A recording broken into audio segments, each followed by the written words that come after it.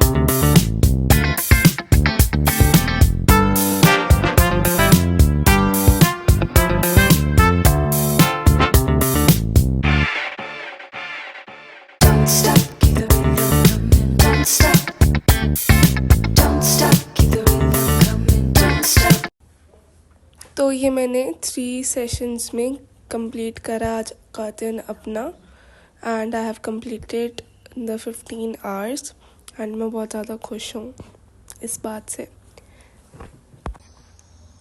अब मेरा टारगेट हो गया है कंप्लीट और मैं जा रही हूँ सोने। So stay healthy, stay focused and bye bye. मिलते हैं एक और वीडियो में।